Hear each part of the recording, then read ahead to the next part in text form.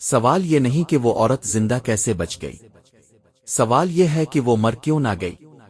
اور شاید اصل سوال یہ ہے کہ ہم سب زندہ کیوں ہیں؟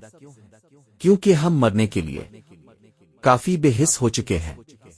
یہ کہانی ایک بہو کی نہیں بلکہ ہر اس عورت کی ہے جس نے شوہر کی فرما برداری، ساس کی غلامی، نندوں کی زہر بھری باتیں اور دیوروں کی ہوس زدہ نظروں کو خاموشی سے سہا۔ عورت جو مرتی ہے مگر اسے مرنے نہیں دیا جاتا، کیونکہ مر جائے تو مظلوم کہلائے اور زندہ رہے تو ناشکری۔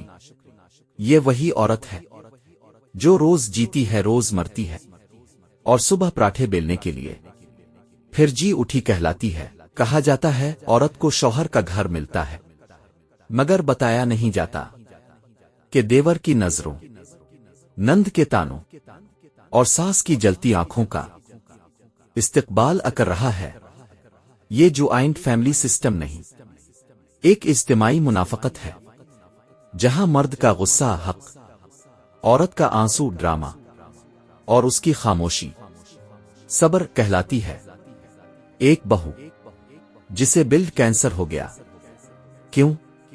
کیونکہ روز روز کے تانوں، گھٹن اور ظلم نے اس کی روح کو زخمی کر دیا۔ اور سب سے بڑا جرم، کسی نے یقین نہیں کیا، کیونکہ ہمارے معاشرے کو عورت کا جسم تو چاہیے مگر اس کی آواز نہیں۔ اگر وہ مر جاتی تو سب افسوس کرتے، مگر آج وہ زندہ ہے صرف اس لیے کہ مرنا اسے کمزور بناتا۔ اور اگر ہم آج خاموش رہے تو کل ہماری بیٹیاں بھی وہی روٹیاں بیلیں گی، وہی تانے سنیں گی اور شاید دعائیں مانگیں گی، اللہ مجھے موت دے دے۔ یہ جوائنٹ فیملی ہے، قانونی قبرستان۔